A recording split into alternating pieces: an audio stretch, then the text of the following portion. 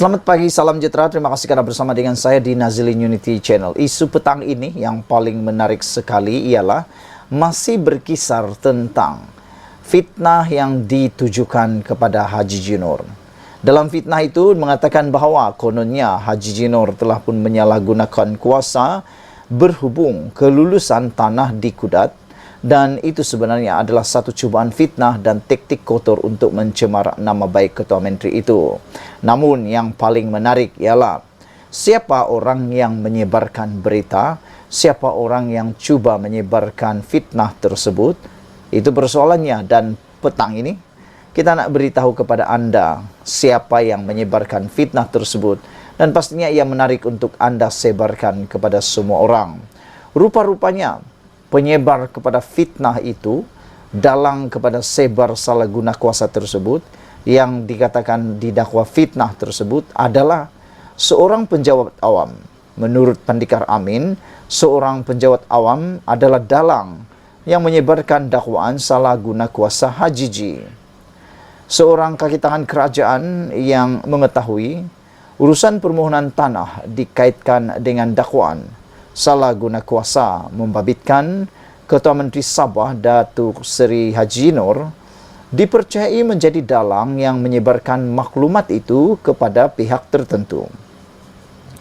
Mendedahkan perkara itu, Timbalan Pengerusi Gabungan Rakyat Sabah GRS Tan Sri Pendikar Amin Mulia berkata, maklumat berkenan kemudian disebar di media sosial sebagai dakwaan salah guna kuasa membabitkan Haji Jinor bagi menimbulkan prasangka buruk terhadapnya. Beliau turut mendedahkan bahawa kaki tangan terbabit juga adalah kawan kepada pihak tertentu yang turut mempunyai minat untuk memohon tanah di Pulau Balambangan Kudat itu. Kata beliau, perbuatan kaki tangan terbabit tidak wajar kerana jelas mempunyai niat tertentu dan perlu disiasat bagi mendedahkan kebenaran serta membersihkan nama Haji J daripada tuduhan yang tidak berasas. Bagi saya, laporan polis dibuat sebelum ini adalah wajar. Apa yang saya tahu, maklumat di media sosial itu berkaitan isu ini diperoleh daripada seorang individu yang disebut sebagai kaki tangan kerajaan yang mempunyai maklumat dalaman. Kaki tangan kerajaan itu mengeluarkan kenyataan terbabit kerana dia berkawan dengan individu tertentu yang turut berminat memohon tanah di Balambangan. Oleh itu, isu ini perlu disiasat. Katanya pada sidang media di sini, berhubung tuduhan salah guna kuasa membabitkan urusan permohonan tanah di Pulau Balambangan yang dilemparkan terhadap Haji J. Bekas yang dipertua Dewan Rakyat itu berkata, berdasarkan karakter Haji J, beliau tidak nampak Ketua Menteri Sabah yang ke-16 itu sebagai pemimpin yang rakus, tamak dan mahu mendominasi kuasa dalam kerajaan negeri. Pendikar Amin berkata, sebagai penjawat awam, kaki tangan kerajaan seharusnya melaksanakan amanah dengan baik walaupun berlaku pertukaran kerajaan, kerana mereka kekal memberi perkhidmatan tanpa mengira siapa yang memerintah. Katanya lagi, sejak mengambil alih jawatan Ketua Menteri, Haji J tidak banyak melakukan pertukaran pegawai kerajaan, termasuk yang duduk di tempat yang strategik. Sebagai contoh, setiausaha kerajaan negeri yang sekarang ini, dia bukan dilantik Haji J. Lantikannya itu adalah daripada kerajaan terdahulu. Tapi Haji J tidak menukarkannya dengan sesiapa. Jadi saya sama sekali tidak ragu dan saya yakin bahawa apapun perkara yang dibuat Haji J adalah mengikut lunas peraturan, undang-undang dan perlembagaan, katanya lagi. Sekian dulu untuk kali ini. Jangan lupa tinggalkan komen anda. Sila tekan butang subscribe. Malaysia kita punya, kita juga sama-sama cintai Malaysiaku. Kita jumpa lagi. Bye-bye. Selamat petang, salam sejahtera. Terima kasih karena bersama dengan saya di Nazilin Unity Channel. Isu yang paling hangat hari ini adalah membabitkan Ketua Menteri Sabah, yaitu Haji Jinor. Hari ini disahkan bahawa beliau adalah difitnah. Apa ceritanya? Ikuti terus ulasan ini, tapi jangan lupa tekan dulu butang subscribe. Tekan butang subscribe itu percuma. Apa cerita sehingga artikel ini menulis Haji J difitnah? Gabungan Rakyat Sabah GRS menyifatkan tuduhan salah guna kuasa yang dilemparkan terhadap Datuk Seri Haji Nur berhubung kelulusan tanah di Kudat sebagai cubaan fitnah dan taktik kotor untuk mencemar nama baik Ketua Menteri itu. Ketua Penerangan GRS Datuk Janiston Bangkuai berkata, tuduhan itu adalah tidak berasas selain dibuat-buat bagi mewujudkan pandangan serong terhadap Haji G selaku pemimpin yang mengetuai pentadbiran negeri. Jika dakwaan itu benar, katanya, pihak yang menuduh sepatutnya mengemukakan bukti kepada pihak berkuasa dan bukan disebar di media sosial. Saya bersetuju dengan apa yang dikatakan oleh Ketua Penerangan GRS ini, yaitu kalau benar orang yang menuduh ini mempunyai bukti, mengapa hanya menimbulkan perkara tersebut melalui media sosial? Apakah itu adalah cara seorang yang beretika? Bahkan, tindakan itu seakan-akan takut untuk menyatakan kebenaran. Kalau benar, itu mempunyai dokumen, fakta dan sebagainya, pergilah buat laporan sama ada di Balai Polis ataupun di SPRM. Bukankah itu lebih baik dan itu lebih afdal? Dan itu menunjukkan perkara itu bukan dibuat-buat, tetapi dengan tindakan hanya menyebarkan melalui media sosial, perkara itu bolehlah diragui. Apa sebenarnya yang dimaksudkan dengan menyalahgunakan kuasa itu? Sekiranya bukti nyata wujud untuk menyokong dakwaan ini, ia harus dikemukakan kepada pihak berkuasa dengan segera. Mengapa memilih media sosial jika bukan untuk niat jahat? Malangnya bagi mereka, tiada bukti seperti itu dikeluarkan, kerana itu ia tidak wujud. Pihak yang menuduh hanya mengambil gambar dan mereka cerita mengenai salah guna kuasa dengan harapan ada sesuatu yang kekal, katanya dalam satu kenyataan hari ini.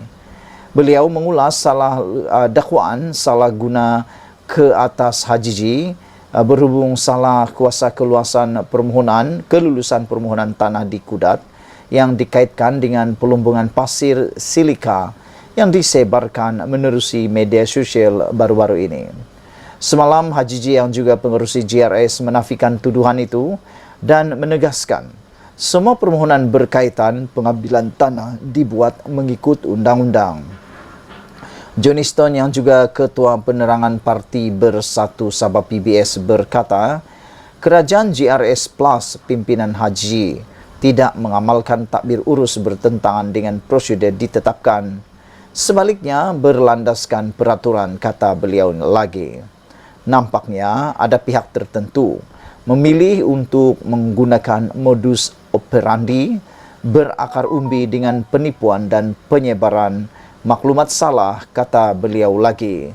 Saudara-saudara sekalian, dengan tindakan seperti ini, kita perlu sama-sama meragui, benarkah Haji G Nur menyalahgunakan kuasa? Kerana kalau benar, maka mereka perlu membuat laporan itu bukan melalui media sosial, tetapi kepada pihak berkuasa. Oleh sebab itulah, ini mungkin adalah fitnah yang ditujukan kepada Haji G Nur. Sekian dulu untuk kali ini. Jangan lupa tinggalkan komen anda, tekan butang subscribe. Malaysia kita punya, kita jaga sama-sama, cintai Malaysiaku. Kita jumpa lagi. Bye-bye. Selamat malam, salam sejahtera. Terima kasih kerana bersama dengan saya di Nazlin Unity Channel. Dipetik daripada Harapan Daily, dah jumpa punca beras tempatan gaib, kilang Sorok 180 tan metrik beras disita. Rupa-rupanya ini tempat di Sorok dan telah dijumpai punca beras tempatan ni gaib.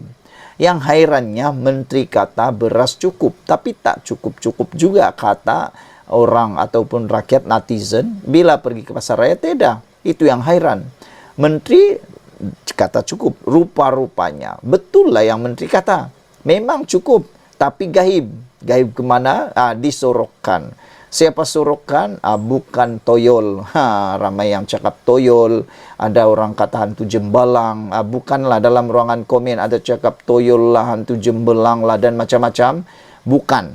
Bukan toyol, bukan jembelang. Tapi manusia yang bertopengkan toyol. Iyalah, kenapa kita cakap begitu? Sebab mereka ni menyusahkan rakyat. Menyusahkan rakyat lah kan. Baik, bagus-bagus kita cukup makan, cukup beras. disorok pula. Tak tahulah apa tujuan mereka. Namun demikian kita bersyukur sebab punca beras tempatan gaib telah ditemui dan rupa-rupanya 180 tan metrik telah pun disorok dan disita. Masalah bekalan beras tempatan gaib semakin dijumpai puncanya. Susulan sitaan pertama di bawah operasi beras putih tempatan ke atas sebuah kilang beras di Kedah. Syarikat kilang itu kena sita dalam Ops BPT semalam selepas disyaki menyorok beras putih tempatan berjumlah 180 tan metrik dianggarkan mencecah 405.000. Menurut Timbalan Menteri Pertanian dan Keterjaminan Makanan Chan Fong Hin, pemeriksaan ke atas kilang itu mendapati beras bergrade super special tempatan 5% atau beras tempatan putih tempatan di dalam kampit jambu berjumlah 180 tan metrik disorok di gudang yang tidak dinyatakan dalam lesen. Buat masa ini, lokasi dan nama syarikat kilang itu tidak boleh didedahkan supaya tidak mengganggu kesiasatan, kata beliau. Cuma saya dimaklumkan pihak kawal sedia padi dan beras melakukan operasi seperti biasa setiap masa. Pada hari Sabtu yang lalu, KPB juga ada melakukan operasi dan menyita beras di sebuah kilang di sini. Katanya kepada pemberita selepas menyertai operasi pemantauan ke atas sebuah kilang beras di Kedah hari ini. Beliau memaklumkan kes tersebut sedang disiasat di bawah Akta Kawalan Padi dan Beras dan Peraturan-Peraturan Kawalan Padi dan Beras 1996. Sehubungan itu, Chan memberi amaran kepada pihak yang berkaitan agar mematuhi undang-undang yang ditetapkan. Okey, pada pendapat kamulah kan, apa hukuman yang selayaknya diberikan kepada penyorok-penyorok beras ini yang cuba mengaut keuntungan di saat rakyat susah? Anwar sudah beri amaran. Perdana Menteri kita sudah beri amaran. Dia kata sampai ke lubang cacing pun akan dicari. Dia kata awas. Anwar Ibrahim berikan amaran paling keras baru-baru ini kepada orang yang cuba membuatkan beras tidak cukup. Jadi agak-agak hukumannya besar atau tidak, saya rasa hukumannya memang akan sangat berat. Ujarnya, Kementerian Pertanian dan Keterjaminan Makanan serta anggota-anggota pasukan petugas akan bertindak tegas terhadap mana-mana pihak yang dapati melanggar peraturan sedia ada. Setakat ini tambahnya, pasukan petugas Ops BPT telah melakukan pemeriksaan ke atas 8 pemborong dan 6 pengilang beras di Kedah. Pemeriksaan itu jelasnya bagi mengesan sebarang kegiatan menyorok beras, menukar kampit dan mencampurkan beras putih tempatan dan beras putih import. Susulan kejayaan sitaan pertama di bawah operasi beras putih tempatan itu, rata-rata rakyat menyambut baik ketegasan pihak kementerian terlibat dan berharap pemeriksaan lebih kerap dilakukan di seluruh negara. Ramai menyifatkan kerajaan yang diterajui Datuk Seri Anwar Ibrahim pada masa ini bersungguh-sungguh memerangi pemborong dan pengilang yang jahat, menyorok bekaran beras. Tidak seperti pentadbiran Kerajaan Perikatan Nasional PN. Wah, ini memang pedas. Kenyataan terakhir itu memang sangat pedaslah. Dan untuk makluman kita semua, ada satu jaminan yang terbaik untuk kita bahawa bekalan beras putih tempatan akan pulih dalam tempoh sebulan lagi. Sekian dulu untuk kali ini. Jangan lupa tinggalkan komen anda, tekan butang subscribe. Malaysia kita punya, kita jaga sama-sama cintai Malaysiaku. Bye-bye.